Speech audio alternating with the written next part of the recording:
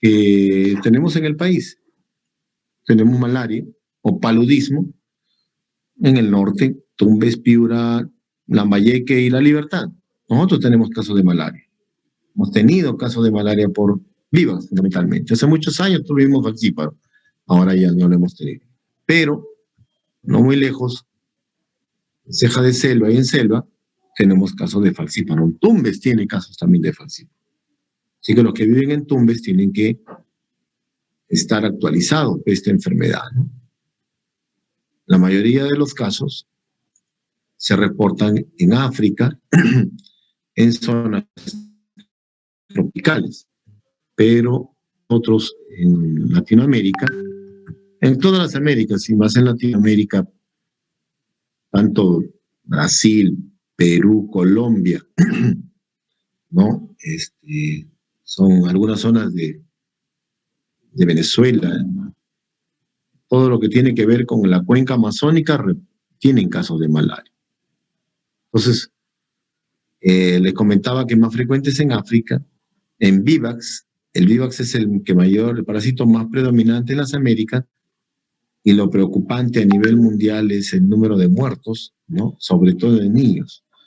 Aunque parezca increíble, recuerdo hace como unos 8 o 10 años, el Ministerio de Salud un poquito más, no monitoreaba el número de muertes por malaria. De tal manera que en una oportunidad que hicimos una vigilancia de casos, comencé a buscar el número de muertos, y en una zona de Iquitos habían habido 12 muertos por malaria y no habían reportado, porque no era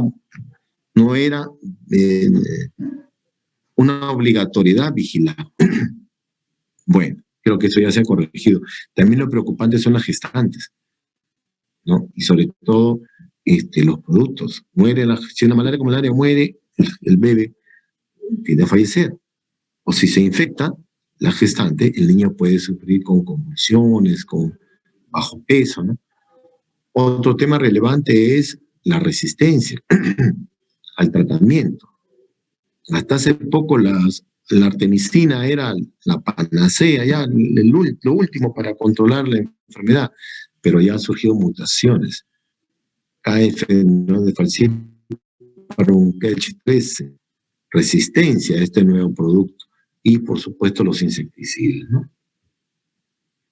Estos son las zonas de malaria a nivel mundial.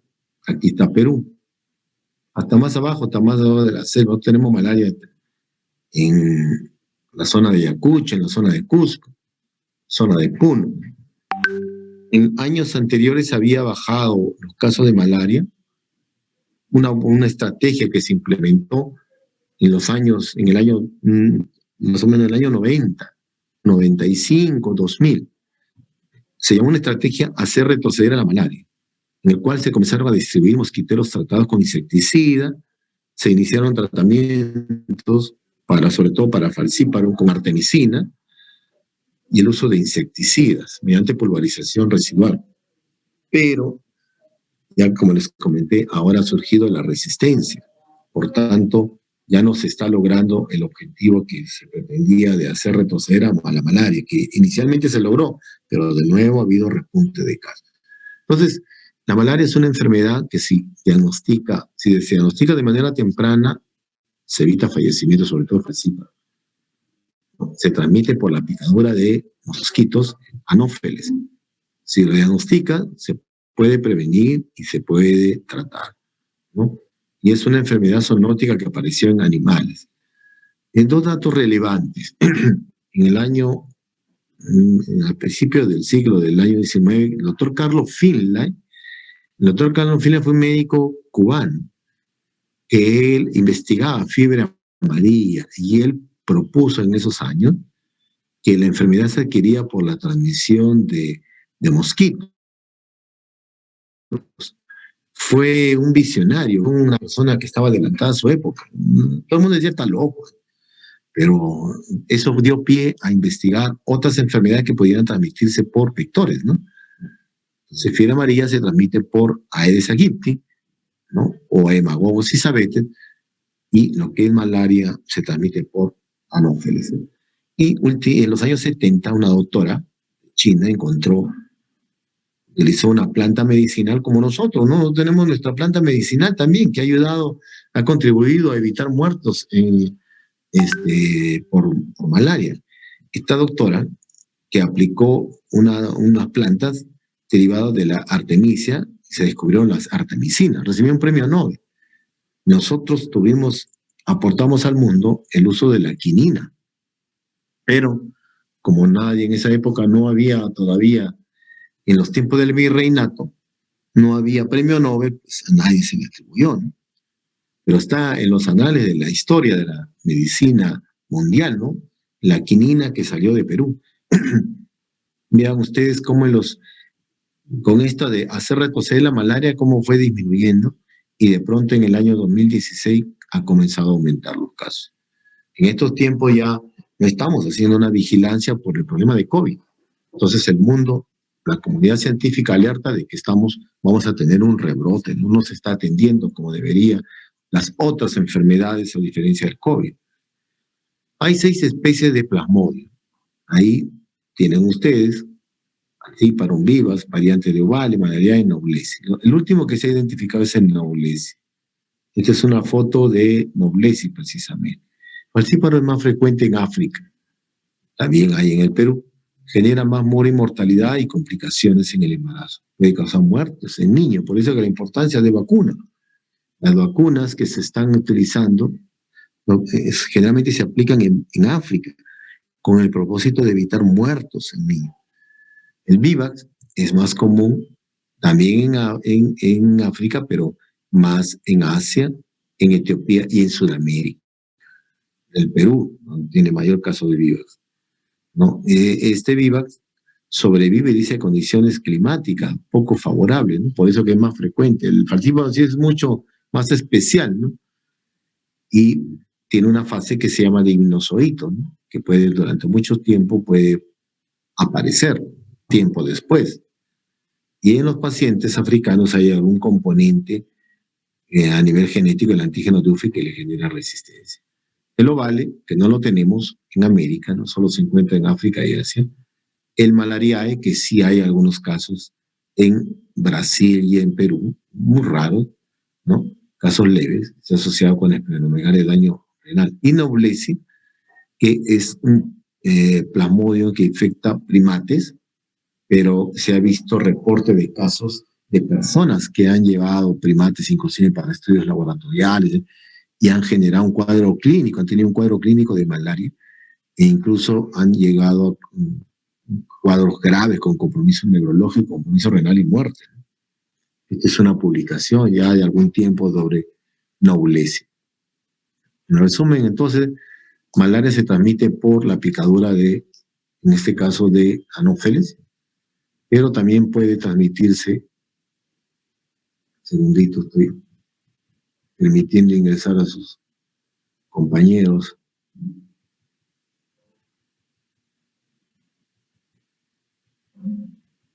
Ya. Entonces, por transfusión sanguínea, hay gente que no le han hecho las pruebas de laboratorio, le hacen la transfusión y de frente hacen la fase eritrocítica, ¿no? Entonces, más rápidamente hacen cuadro febril, escalofrío.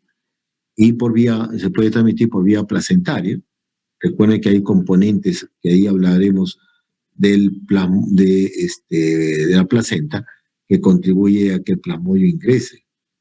Incluso pueda generar enfermedad en este caso en los niños, ¿no? En recién nacidos, por trasplante de órganos y otros objetos punzo que han sido contaminados, ¿no?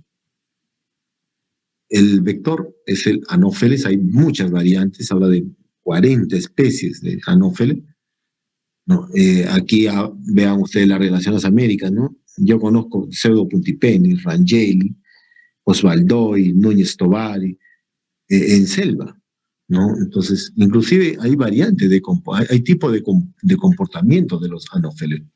Otro dato relevante es que los machos le transfieren un esteroide, el 20-HE, que es un tipo de esteroide que adquieren las hembras y que le da un comportamiento la vuelve más, su ciclo, altera su ciclo sexual, altera su comportamiento alimenticio, generando mayor necesidad de alimentarse y transmitir, en este caso, los esporoforitos, y por otro lado también genera resistencia, la inmunidad hacia el sistema inmunológico para generar la clínica de la enfermedad, ¿no?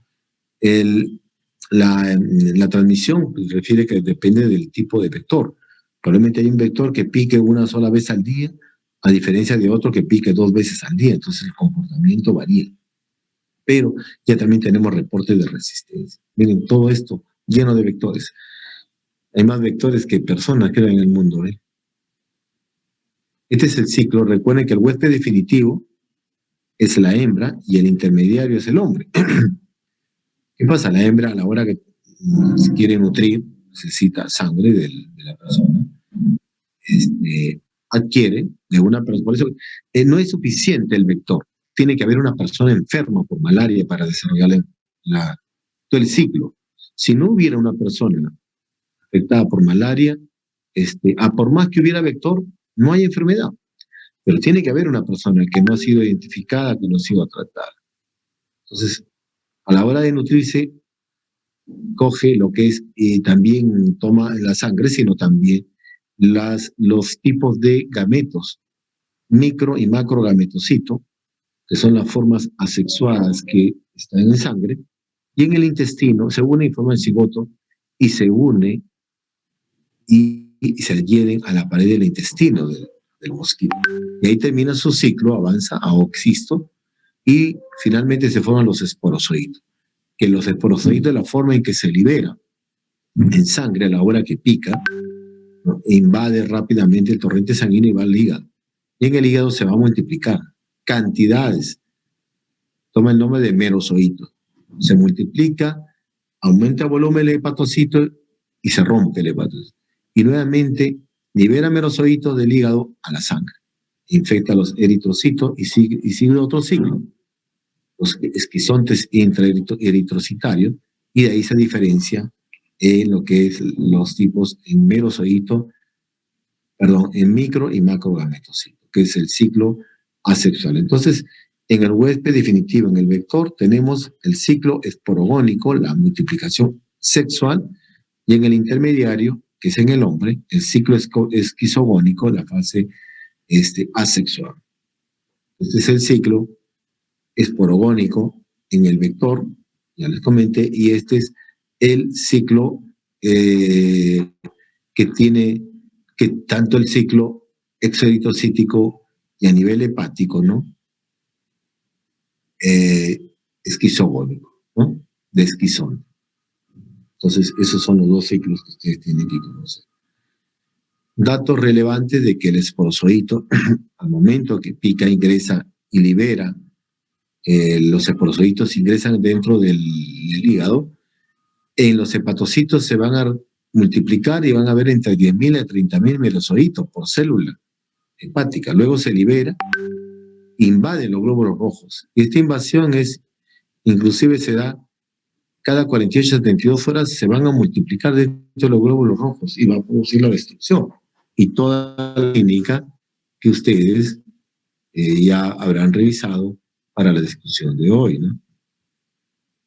¿Qué más? Tenemos los hipnozoitos, que es una variante, un cambio en el comportamiento de los Plasmodium vivax y ovale, en el que en el hepatocito se vuelven inactivos, en una etapa quiescente de latencia, y puede permanecer así meses o años. Después de mucho tiempo comienza a presentar clínica. Mencionarles que los merozoitos invaden los glóbulos rojos y se transforman en trofozoitos, ¿no? De ahí el esquizonte. Luego tenemos la fase sexual que se da en el vector. Tenemos micro, macro gametocito, bueno, todo el ciclo que ya lo hemos revisado, ¿no? El periodo de incubación promedio son 14 días, ¿no? Un día más, un día menos, tanto fase para viva global. Malaria sí tiene más tiempo. ustedes tengan en mente. Los únicos que tienen fases de hipnozoito es el vivas y oval, que hay esa etapa hepática de latencia, de quiescencia, que vuelve a presentarse mucho tiempo después clínica de la enfermedad. Recaída se presenta en vivax, oval y malarial. En el frotis, usted puede ver en falciparum, inclusive en el extendido, las formas en anillo. Se va a ver fundamentalmente, en este caso, en los glóbulos rojos, ¿no? En todas las formas, ¿no? Usted puede ver ahí la forma de anillo, los trofozoitos y los gametocitos. En vivax, lo más frecuente es que sean afectados las formas jóvenes, pero no se ve los anillos en la fase de la primera fase cuando infecta los merozoitos, está replicándose, pero sí va a haber, los glóbulos rojos están como alargados. Hablando de la imagen ameboide. Más o menos lo que quería comentar. Los glóbulos rojos invaden, son invadidos por el plasmodio, y en esa invasión y replicación se destruye el glóbulo rojo y libera una serie de sustancias que va a generar la clínica de la enfermedad.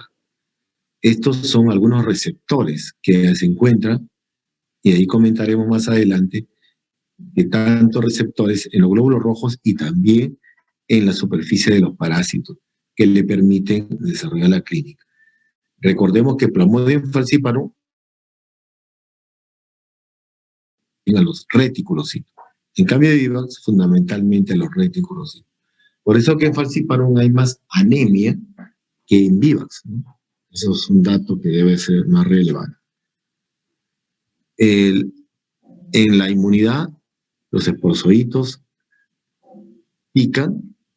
Estos son fagocitados por las células de defensa, las células dendríticas que están en la piel, y drenan a los ganglios linfáticos. Luego alcanzan el hígado, se multiplican en el hepatocito, y luego en los glóbulos rojos pueden producir, luego el merozoito, luego los glóbulos rojos pueden producir, luego que se multiplica, se destruye y libera endotoxina, la hemozoína, el mismo DNA del parásito, y libera factores de necrosis tubular. Todo ello dentro del glóbulo rojo va a contribuir a que la pared del glóbulo rojo ya no tenga esa particularidad de formarse y pasar por todo el resto. Puede ahí producirse la hemólisis, ¿no? Obstrucción de capilar. También la característica clínica depende del tipo de plasmodium. El Plasmodium vivax produce menos anemia que el falciparum. Plasmodium vivax puede producir más esplenomegalia. Plasmodium falciparum puede producir más compromiso neurológico. Depende de la inmunidad del paciente. Un paciente que nunca ha estado en zona de malaria y llega, como nosotros, ustedes llegan a una zona de malaria, pueden desarrollar formas graves, porque no tienen anticuerpos dirigidos contra ninguna variante tipo de plasmodium. Y antecedentes de exposición. El que tiene 2 o 3 ya ni clínica tiene, ni fiebre, solo palidez. Hacemos la gota gruesa, alguna anemia, ¿no? Otro dato relevante, los pacientes que tienen enfermedades como paludismo, tuberculosis o multiparasitados pueden tener mayor riesgo de enfermedades más severas, ¿no? Hay varios cuadros clínicos de malaria.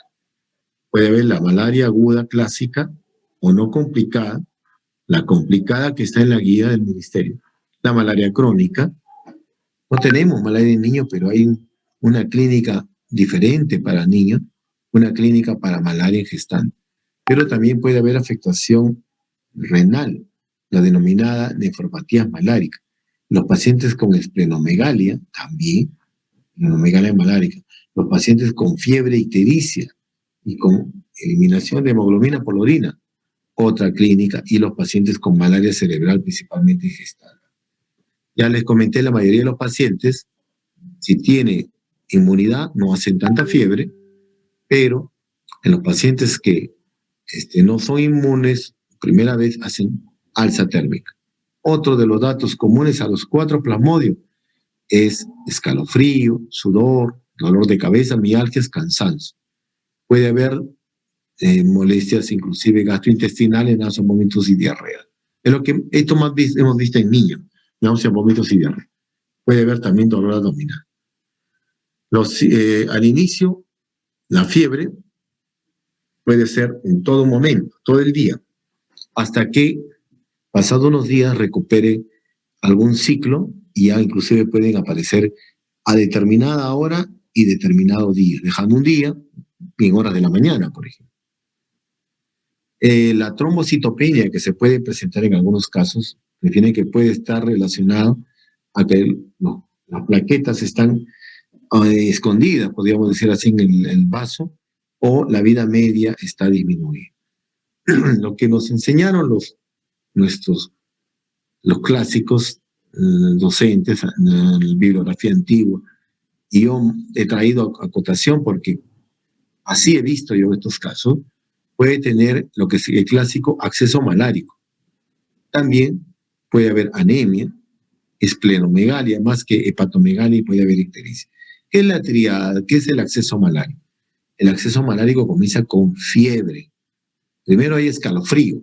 Un escalofrío, tienes una sensación de frío, comienza con las contracturas o sacudidas musculares.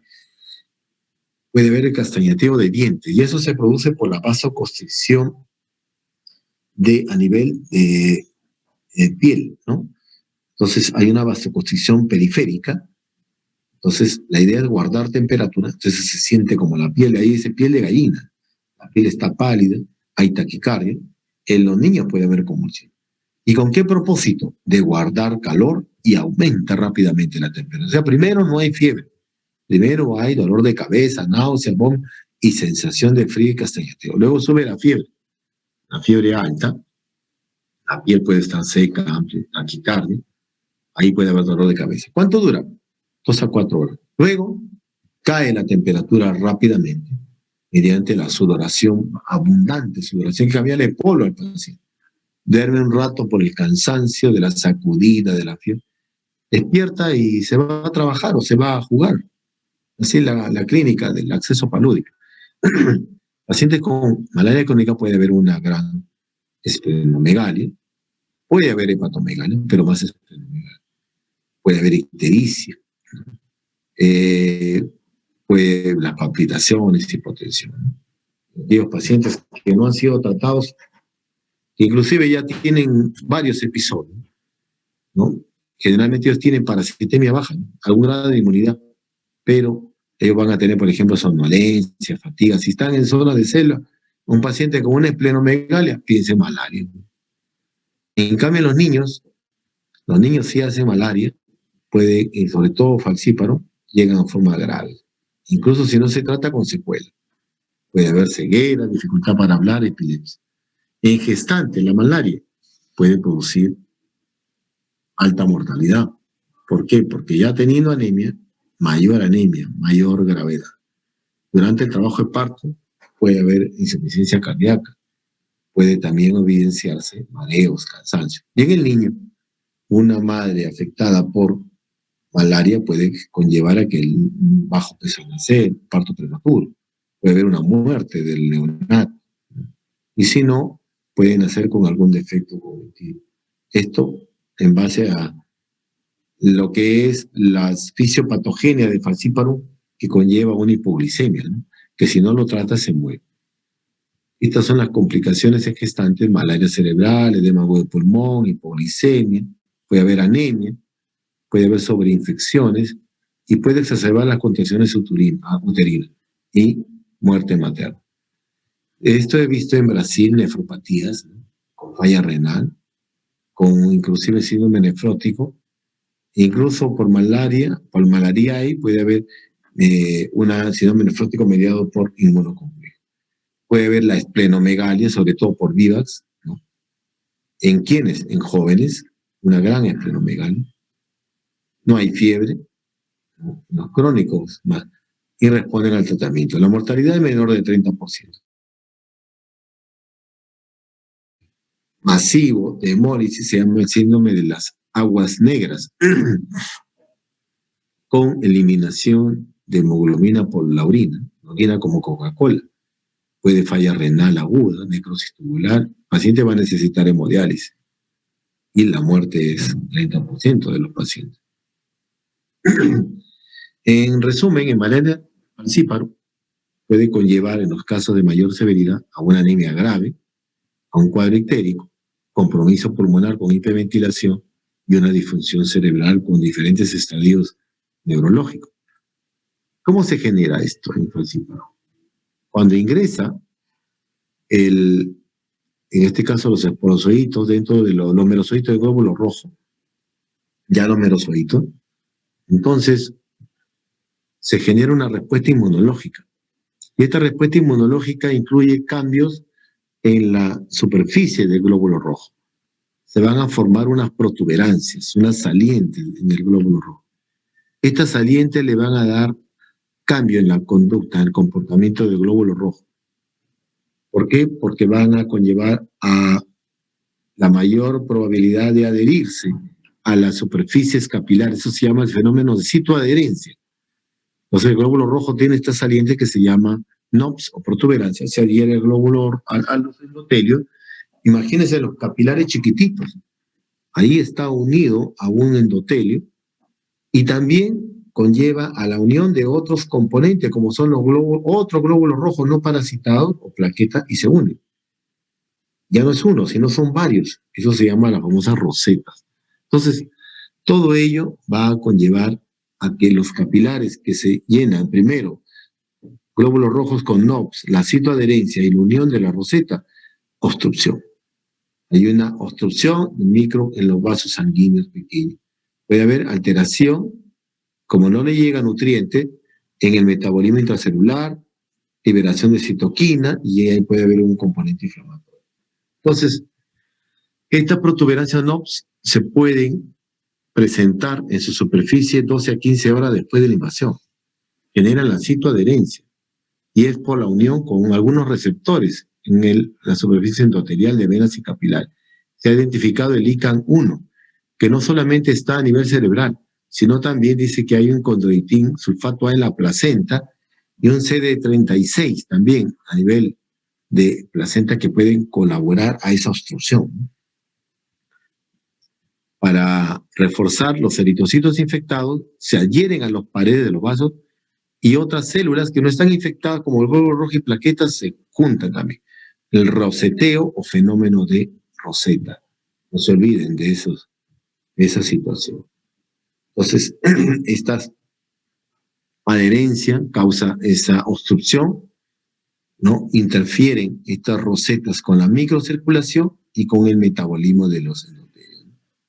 Entonces, ahí lo que se menciona, estos son los NOPS o la protuberancia de los glóbulos rojos, que le permite unirse. Y aquí, esquemáticamente, se puede ver un glóbulo rojo parasitado, tiene una saliente el PFMP, y en el endotelio se generan una serie de citoquinas que permiten su adherencia.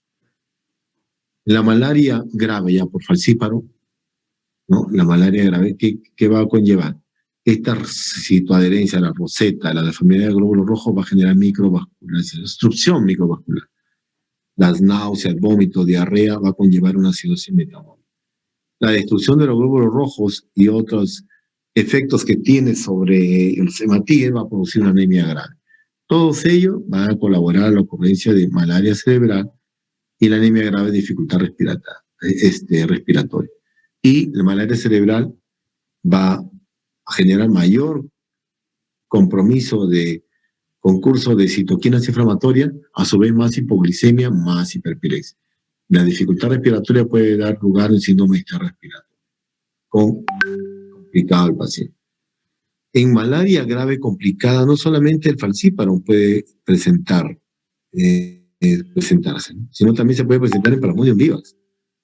Ya hemos visto que los pacientes con vivax han evolucionado a formas graves.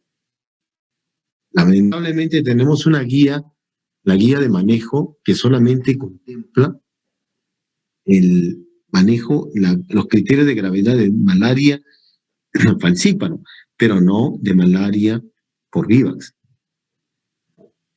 ¿Cómo se diagnostica la definición de casos si hay alguna disfunción de un órgano vital, alta parasitemia y no hay posibilidad de tomar medicamento?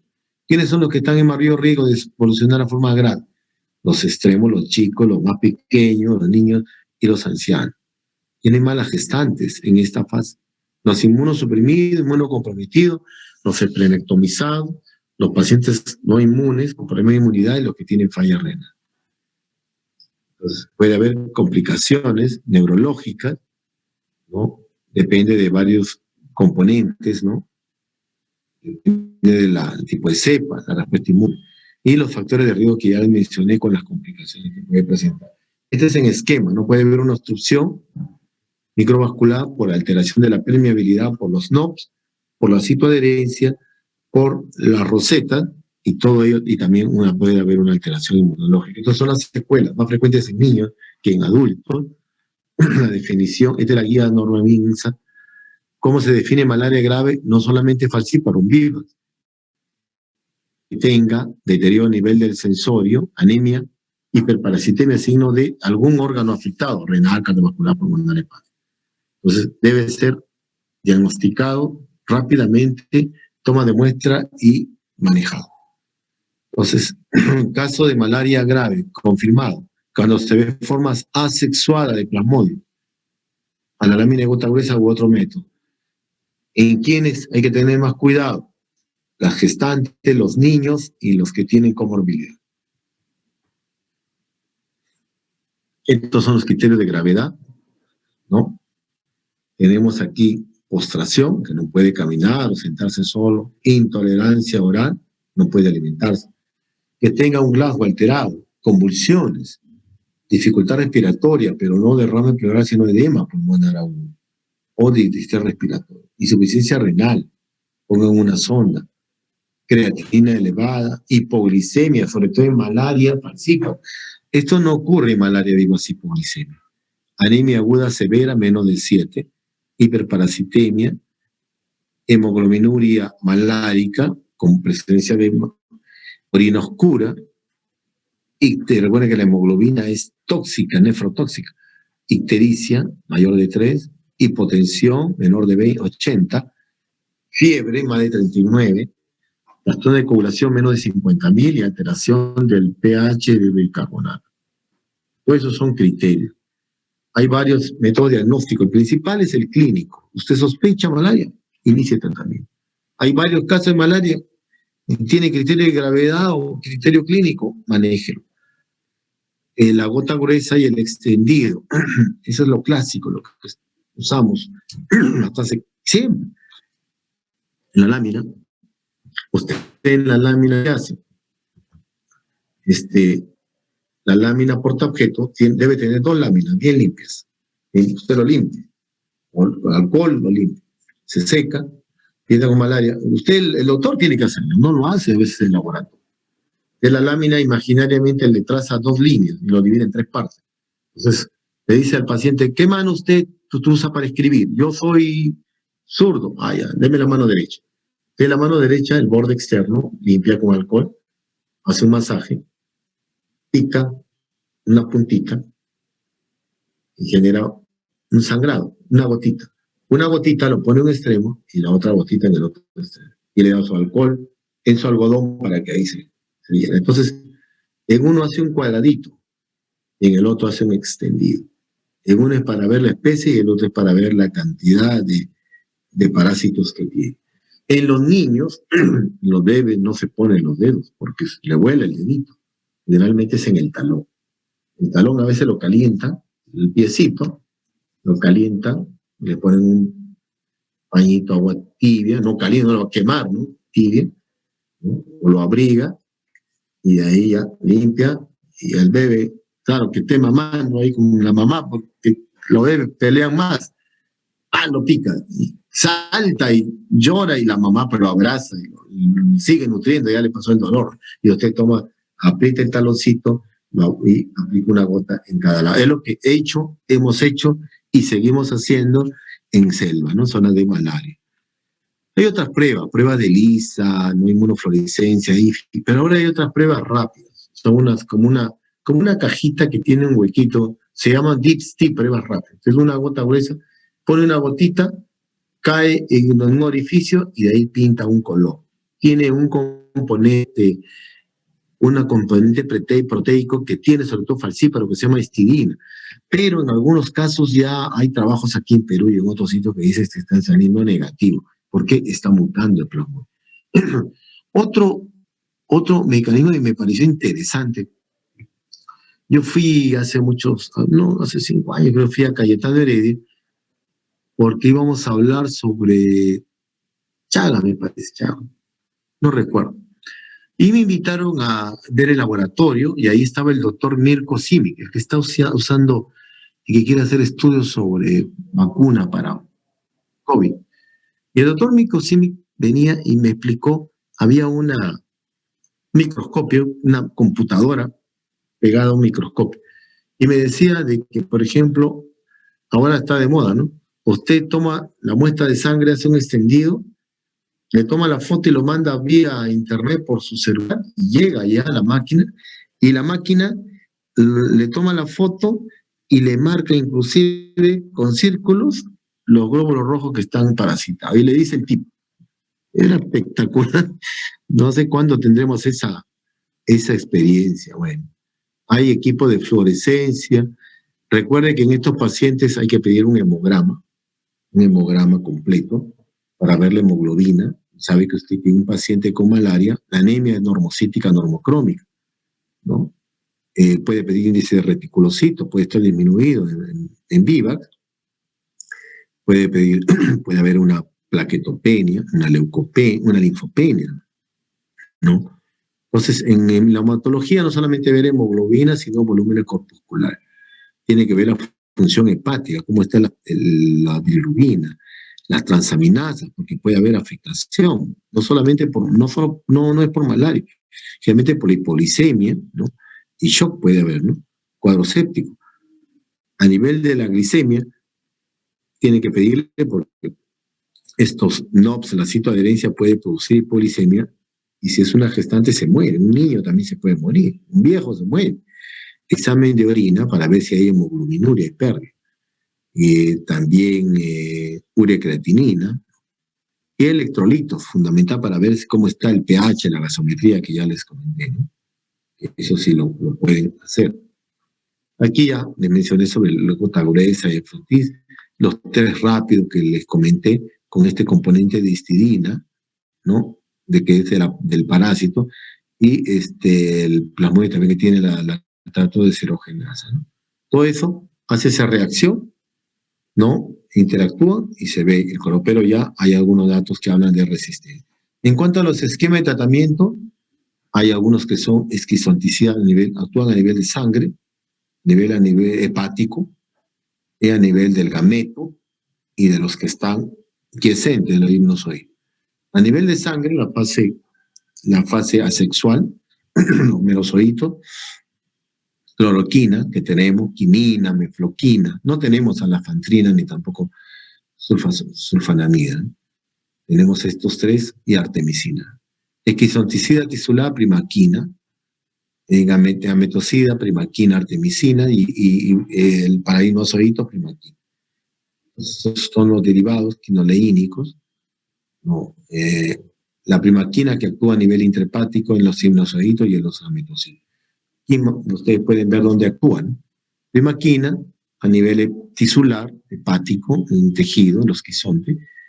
También primaquina puede actuar en la forma la forma latente, viva en los sinusoides. Entonces, ambos. Y a nivel ya sanguíneo, usted ve que actúa en los glóbulos rojos, la cloroquina, quinina, mefloquina, artesunato, clindamicina. También acá artesunato actúa a nivel del anillo. Eso es lo que ustedes tienen que conocer. En cuanto a los esquemas de tratamiento, ¿no? Nosotros en las zonas donde hay VIVAX, cloroquina, primaquina. Sin resistencia, acá en La Libertad, primaquina, primaquina. Si hay historia de fracaso, vale decir que usted le toma control, le dio cloroquina, primaquina por 7 días. Y a los 7 días le sale positivo, usted puede pensar, no, es un fracaso. O sea, falla el tratamiento. Y que usted lo ha observado, ¿no? tiene que usar usted artesunato, mefloquina, primaquina. En cambio, en selva, cuando hay falciparum, no complicada, se recomienda este esquema: artesunato, mefloquina y primaquina, una dosis única. Primera línea. Segunda línea, quinina, clindamicina, primaquina. Si es mixta, tiene los dos, falciparum y vivac, artesunato, mefloquina y primaquina por 7 días. De segunda línea, vale decir que le ha hecho la prueba y sale todavía positivo al 7º día, quinina, clinda más primaquina. Como ya les comenté, aquí en La Libertad, solo usamos vivac, cloroquina, primaquina por 7 días. Cloroquina, damos 4 tabletas el primer día, 4 tabletas el segundo y 2 tabletas el tercer día. Total, 10 tabletas. Esta es la dosis, 10 miligramos por kilo. Primaquina, antes dábamos una. 14 días. La mayoría de los pacientes dejaban el tratamiento. Hasta que vino un médico muy entusiasta, pero el que le costó el puesto, el doctor Clendenes, no, dice de que podemos darle 2 tabletas. Y en la zona del BRAE, donde fue el primer lugar que lo aplicó, comenzamos a dar 2 tabletas. Y en efecto, mejoraron. Pero lo sacaron del ministerio por haber hecho eso sin autorización. En niños hay que tener cuidado, menos tabletas. Se habla, la dosis, la primaquina puede producir anemia hemolítica. Hay que tener cuidado a los menores de 6 años, no debe darse. En gestantes, si usted es malaria, encuentra un paciente gestante con malaria por Vivax, ¿no? O fundamentalmente Vivax, usted le da cloroquina a la gestante. Nunca le dé primaquina. ¿Por qué? Porque va a morir el bebé. ¿Cómo? Viene la gestante o malaria, usted no le puede dar primaquina por Vivax. Entonces, ¿usted qué hace? Le da, la primera semana le da 2 tabletas, toda la semana, hasta que termine el parto. Termina el parto, ya dio a luz, recién le da el tratamiento con primaquina. Menos riesgo para el bebé, no se va a morir. Este tratamiento es, por si acaso ya tenemos malaria falciparum, comienza artesunato, mefloquina, primaquina. Aquí está la dosis, hay que modificar para niños. Esta es la tabla para adultos, artesunato, mefloquina, primaquina. Y en niños modificados. Pero si es resistente a artesunato y mefloquina, quinina, clindamicina y primaquina. Entonces, tableta de quinina, clindamicina y primaquina. Estas son las dosis, ¿no? A veces no tenemos quinina, no hemos tenido quinina. Artesunato a veces es difícil también, que hay que pedirlo a Lima, porque hay pacientes que vienen de la selva. Este es el tratamiento para adultos, resistente a artesunato, mefloquina, y este para niños. Todo está en la guía. Un caso de malaria grave, recuerden que es una emergencia, ¿no? La primera opción, derivado de artemisina más clindamicina. Si es Vivax, artemisina, clindamicina más primaquina. El tratamiento es endovenoso. Pero a veces no se le puede dar endovenoso y se le tiene que dar incluso intramuscular. Artesunato intramuscular. Y clindamicina, que puede dar endovenoso. Otra opción es quinina y clindamicina. En pacientes, la quinina usted puede dar esta dosis de carga, pero recuerde que la quinina puede producir hipoglicemia. Hay que estar al pendiente. Esta es la dosis de mantenimiento. Hay que tener cuidado con los efectos adversos. En malaria grave, en primer trimestre, se le da quinina, clindamicina por 7 días. No administrar primaquina ni mefloquina. Segundo o tercer trimestre, artesunato más clindamicina por 7 días. No dar quinina, clindamicina. Refiere que hay mayor riesgo de muerte del bebé. Entonces, si usted tiene una gestante, primer trimestre, quinina, clindamicina. Segundo o tercer trimestre, artesunato, clina. Bueno. Si el paciente tiene daño renal, primero hay que hidratar bien para asegurar un buen flujo urinario, poner una sonda. Aquí dice descartar hipovolemia, hay que hidratarlo, ¿no? Inclusive forzar diuresis con diurético de ácido. Y si no, hemodiálisis. Si es hipoglicemia, o sea, siempre piense, viene de una zona de malaria, sí, hay que pedir la glucosa. ¿Cómo está? Hay hipoglicemia. Usted le va a dar quinina. Recuerde que quinina puede producir hipoglicemia. Agregado a la hipoglicemia per se que produce malaria por falciparum, se lo va a morir. ¿Cuáles son los criterios de hipoglicemia? Ansiedad, sudoración. Usted ya sabe los signos neuroglucopénicos. Los primeros aparecen los adrenérgicos y después los neuroglucopénicos. Criterio de laboratorio, glucosa menor de 60. Lo práctico es coger 4 ampollas al 33% y administrarla en bolo. Después ya yo veo cómo está la glucosa. O destroza al 10%. Si el paciente tiene trastorno del sensorio, bueno, vitalizarlo. Hay que poner una cánula binasal, posición semisentada. Si vomita, lateralizado. Monitoreo de signos vitales. Fundamental. Una sonda. Si convulsiona, diazepam. Si es un estatus epiléptico, hay que epaminizar. Y la hidratación. Si hay edema de pulmón, que es un cuadro agudo, abrupto, no es de un momento a otro, es abrupto. Todo comienza con dificultad. Bueno, si hay taquimia, dinia, crepitante, usted descarta una neumonía, no, tome una placa. Pero lo importante para, lamentablemente, un edema agudo de pulmón es una angioresonancia, ni siquiera la placa. Hay que poner un catéter para ver si es que está con sobrecarga de volumen o está extravasando. Y la reducción de la saturación de oxígeno. Tratamientos en cuidados intensivos. En una anemia severa, en un hematocrito menos de 21 o de 7 hay que transfundir, más aún si es una gestante. Por otro es una hipertemia. Bueno, para el tratamiento. Criterio de alta, si el 7º día salió negativo, falciparum, si luego de 3 días resulta negativo, y malaria grave si no tiene los signos ya de gravedad. ¿Cuándo se habla de curado? Cuando el paciente ha cumplido con el esquema completo y el control es negativo. Curado. ¿Cuándo es falla terapéutica? Cuando se ha cumplido, pero tratamiento supervisado. O sea, que usted ha verificado. ¿Por qué? Porque el ministerio no le gusta, dice, no hay falla, el medicamento está bien, no hay resistencia. Primero tiene que dar un curso de tratamiento de 7 días o de 3 días, y después otro curso, pero ya no lo mandó tal, o sea, un ciclo. Usted lo mandó con la enfermera, ahora tiene que darlo usted, para asegurar de que no, de que efectivamente falla. Si no, le piden informe cada rato. No muestra mejoría y persiste. Abandono, cuando el paciente no completa el tratamiento. O abandona. O a veces hay pacientes que toman hoy, mañana sí, pasado no. Así, ese tratamiento irregular también, ¿no?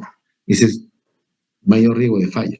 Y el que ha fallecido, paciente que fallece durante el tratamiento. O sea, suponiendo que termina el tratamiento, pasa, sale de su casa, un carro lamentablemente lo atropella, eso no es fallecido, es que esté recibiendo durante el tratamiento y fallece, ese es fallecido durante el tratamiento. Listo. Gracias. Hasta luego, jóvenes. Muchas gracias, doctor.